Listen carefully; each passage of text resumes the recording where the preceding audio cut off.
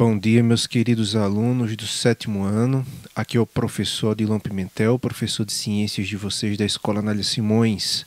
Hoje, dia 25 de agosto, nossa 15ª semana de aula. E aí, professor, o que é que a gente vai estudar hoje? Vejam só, a gente continua estudando esse assunto bem extenso, mesmo porque o grupo dos animais é um grupo interessantíssimo, do qual nós fazemos parte, e são muitas as espécies, os filos, que se chamam os grupos de seres vivos que existem relacionados, né? Na verdade, a gente nem chegou nesse nível de estar estudando esses organismos mais complexos, como esse que a gente está vendo passar aí, que são os organismos que têm esses olhos. Esses olhos aí são uma verdadeira sofisticação da evolução da vida na Terra. A gente ainda não chegou nesse nível ainda.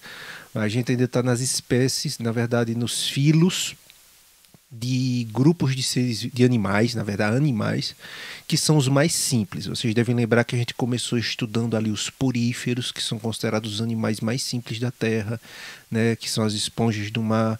A gente estudou os quinidários. Vocês devem lembrar que ali está representada a água viva, né, a anêmona do mar, né? A gente depois estudou os nematódios, os plateumintos. E agora, professor, a gente vai estudar que grupo de animal? A gente ainda continua nos animais um pouco mais simples, mas assim, um pouco mais sofisticados do que os que a gente viu antes. A gente vai estar estudando dos mais simples até os mais sofisticados, né? O que a natureza faz. A natureza ainda mantém várias espécies que não são tão sofisticadas, mas que aprenderam, se adaptaram perfeitamente ao meio, apesar da sua simplicidade, que é o caso, por exemplo, dos poríferos, é o caso, por exemplo, dos quinidários. E a gente vai chegar nesses animais mais complexos. Mas hoje nós vamos estudar esses animais incríveis, chamados de anelídeos. É bom que vocês lembrem desse termo, anelídeos, certo? Os anelídeos são animais de corpo mole, cilíndrico e segmentado, ou seja, ele é separado por uma série de anéis. Você consegue visualizar os anéisinhos? Estão vendo esses segmentos, vários anéisinhos? Ó. Essa é a principal característica deles. Mas lembrando que não basta ter anel. Nesse caso aqui tem que ter corpo mole, né? Porque a gente pode encontrar aí alguns artrópodes que a gente vai estudar lá na frente, que eles podem ter o corpo também algumas segmentações, mas na verdade eles têm umas diferençazinhas. Então, corpo mole, segmentado, ok? Então esses animais vivem em ambientes terrestres, pode viver sobre a terra, marinho, né? Debaixo da água, e de água doce. Vamos falar marinho aqui, no caso, água salgada ou de água doce, ok? Os anelídeos, né? E aí, olha que interessante. Essa palavra anelídeo já vem da própria palavra anel.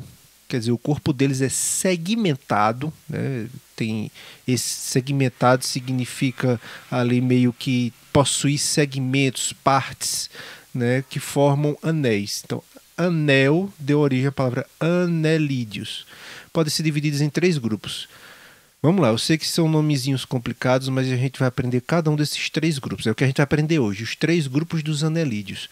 Os oligoquetas, as poliquetas e os hirudíneos. Entre as características que possibilitam diferenciar esses grupos, veja só, o que é que faz um animalzinho como esse que a gente acabou de ver aqui? Perceba que a gente tem 3 que são diferentes, eles são um pouquinho diferentes. Na verdade, cada um pertence a um grupo, né? A poliqueta, oligoqueta e hirudíneos. Então, o que caracteriza se ele vai participar do grupo oligoqueta, poliqueta ou hirudíneo vai ser a quantidade de cerdas e de anéis que eles apresentam no corpo. Então, as cerdas são estruturas rígidas que recobrem o corpo dos anelídeos, auxiliando na locomoção deles. Então, a forma que eles encontram para poder se locomover é através dessas cerdas. Vamos ver, o primeiro grupo que a gente vai estudar são as oligoquetas. Os oligoquetas, né, apresentam poucas cerdas por anel. São poucas e pequenas, né? Um representante desse grupo é a minhoca. Então, toda vez que você lembrar de qual animal posso associar ao grupo das oligoquetas? Minhoca. Então, alguns anéis da minhoca são diferenciados, formando o clitelo. A gente vai ver numa imagenzinha o que é esse clitelo. É algo que quando você olha para uma minhoca, você já encontra logo o clitelo. que secreta um material que abrigará os ovos na reprodução da minhoca. É muito interessante isso. Olha só, de cara já dá para identificar aqui onde é que está, né, esse lugar onde vai armazenar os ovos, onde vai abrigar os ovos. Está bem aqui, olha só. Está aqui, ó. Estão percebendo, né? Aqui é o clitelo, olha só, onde ficam abrigados os ovos, certo? Você percebe que o corpo é todo segmentado, formando segmentos, né? E tem corpo mole. Ô professor, mas eu não estou enxergando aqui as cerdas. Onde é que tem cerdas aqui? Não estou vendo nenhuma pontinha, nem uma cerdinha. A gente vai chegar lá já. Olha aqui, um monte de minhocas são muito utilizadas na agricultura para fertilização do solo. A gente vai falar também sobre isso. Então, falando um pouco mais sobre as minhocas, né, que fazem parte do grupo das oligoquetas. As minhocas se alimentam de restos de vegetais e solo, que são ingeridos pela boca, né, e digeridos ao longo do tubo digestório. Os restos são eliminados pelo ânus, né, formando o humus. O humus de minhocas é rico em nutrientes, ou seja, é como se fossem as fezes da minhoca. Os humus de minhocas são ricos em nutrientes, o que contribui para o aumento da fertilidade do solo. Então veja só, muita gente que trabalha com agricultura, com plantação, às vezes planta ali, tem uma plantação de alface, né? Então eles acabam, inclusive se vende, compra e vende minhoca para poder colocar ali no solo, e essas minhocas vão digamos, deixando o solo mais macio, elas vão comendo os detritos que tem ali no solo e vão defecando esse humus, vão colocando para fora esse humus que é rico em nutrientes e que ajuda, né, no desenvolvimento da plantação. Então elas ajudam a fertilizar o solo, né? Muito interessante como a minhoca age.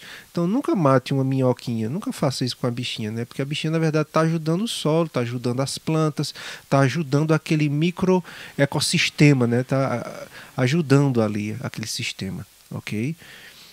Aí você pergunta, professor, o senhor falou das cerdas, e cadê? Aí tem que chegar muito perto, no caso aqui, ó, tem a caudinha da minhoca. Olha só as cerdas como são pequenininhas. Olha só, parecem pequenos espinhos. Isso aqui ajuda ela a se locomover, a se prender no solo e a se locomover, né? Então ela, digamos assim, esses pequenos ganchinhos são as cerdas, muito pequenininhos. Então essa é a principal característica das oligoquetas. Elas têm poucas cerdas por anel. Observe que aqui eu tenho um anel, né? Aí está falando do anelídeo, né? Tem poucas cerdas por anel e as cerdas são bem pequenininhas, né? Olha aqui a imagem de uma reprodução aqui de uma minhoca. Tem algumas curiosidades aqui. Aqui está o clitelo, onde ficam aqui guardados os ovos, né, para reprodução. Olha aqui a boca. O ânus fica no final do corpo da minhoca, né? Então ela come, aqui vai passar por todo esse trato digestório dela e vai sair o humus, né, aqui pelo ânus, que vai deixar o solo bastante nutritivo. Uma curiosidade que eu queria mostrar aqui para vocês é o seguinte: a minhoca, olha quantos corações ela tem, os corações. Todo mundo só tem um coração, né? Nesse caso, essa minhoca aqui tem 1, 2, 3, 4, 5 corações. 5 corações, né? Olha só como é interessante, né? A minhoca tem 5 corações, né? Então, se uma minhoca falhar, ainda tem mais 4, né? Mesmo porque o sistema de circulação sanguínea delas é diferente do nosso. Por exemplo, o coração da gente ele tem 4 cavidades, tem 4 buracos dentro do coração, 4 cavidades, não é correto dizer buraco, não, são 4 cavidades, né? Tem os átrios e os ventrículos. No caso dos corações das minhocas, só tem uma cavidade, certo? Então por isso que ela tem que ter mais de um para poder suportar todo o transporte de sangue. E o interessante, tem sangue na minhoca, né? A minhoca, ela não é um inseto, ela é um animal, né? Ela não é um artrópode, ela é um animal. E como animal, olha só que interessante, no caso dela, né, como animal, ela tem sangue, ela tem aqui um sistema sanguíneo e tem os corações dela. Ok, interessante isso, né? Bom, já que a gente já viu as oligoquetas, e a gente viu a principal representante das oligoquetas, que são as minhocas, né? A gente vai ver as poliquetas. Poli quer dizer muitas. Muitas o quê? Muitas cerdas, certo? Então, as poliquetas apresentam várias cerdas por anel. Geralmente são animais marinhos e possuem tentáculos envolvidos, no caso aqui, tentáculos que ajudam na alimentação. Então, olha só, a gente viu ali as cerdas das minhocas, que são as oligoquetas, e são bem pequenininhas, quase não dá para enxergar, você tem que chegar ver muito perto para poder ver as cerdas. No caso aqui das poliquetas, você percebe que elas têm cerdas grandes e são muitas por cada segmento. Olha a quantidade aqui, são muitas, certo? Olha como é um animal marinho, ele é um predador, olha só, ele fica aqui escondido esperando o peixe passar e dá o bote. Olha só, dá até medo esse bicho. Prefiro uma minhoquinha. A minhoquinha, pelo menos, não faz um negócio desse, pelo menos não machuca ninguém, né? Que é um animalzinho, um predador lá do fundo do oceano, né? Os hirudíneos, né? São o último grupo que a gente vai ver, né? Os hirudíneos possuem uma quantidade fixa de anéis. Dependendo da espécie, pode apresentar poucas cerdas no corpo ou nenhuma, certo? Esses animais possuem ventosas aqui, ó, como se fosse uma boca que gruda na pele, né? Nas extremidades do corpo, que auxiliam em sua movimentação e sua alimentação. Que animalzinho é esse? Talvez vocês conhecem mais como sanguessuga.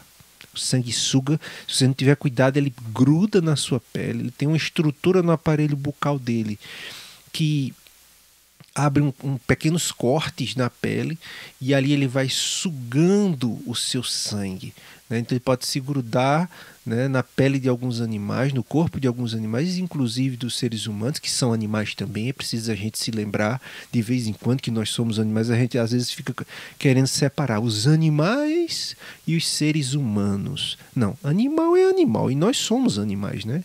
Então o sanguessuga é um anelídeo hirudíneo e sobre a pele de um ser humano. Aqui está sobre a pele de um ser humano. As ventosas da sanguessuga se fixam sobre a pele dos animais e sugam-lhes o sangue. Tem gente que usa isso aqui para tratamento, uma espécie de medicina alternativa. Né? Dizem que quando coloca isso aqui na pele, muitos tal, ajuda, né, na questão do sangue. É bem controversa essa história de que os sanguessugas podem auxiliar, né, na cura de algumas doenças, né? Bem esquisito isso aí. Bom, pessoal, por hoje é só. Espero que vocês tenham gostado. Perceba que eu estou pegando cada aula um grupo de animais. A gente está estudando os animais, a gente está começando dos mais simples para os mais complexos. Começamos lá nos poríferos, quinitários, depois a gente passou ali para os nematódios, para os plateumintos. Agora a gente está vendo os anelídeos. Semana que vem a gente vai ver um outro grupo de animais e aí a gente vai cada vez mais estudando os animais mais complexos. Mas eu queria muito pedir a vocês que fixassem a ideia do que são anelídeos, né, das oligoquetas, das poliquetas, certo? Dos hirudíneos, enfim. Espero que vocês tenham gostado. Até a semana que vem. Um abraço para cada um de vocês. Tchau.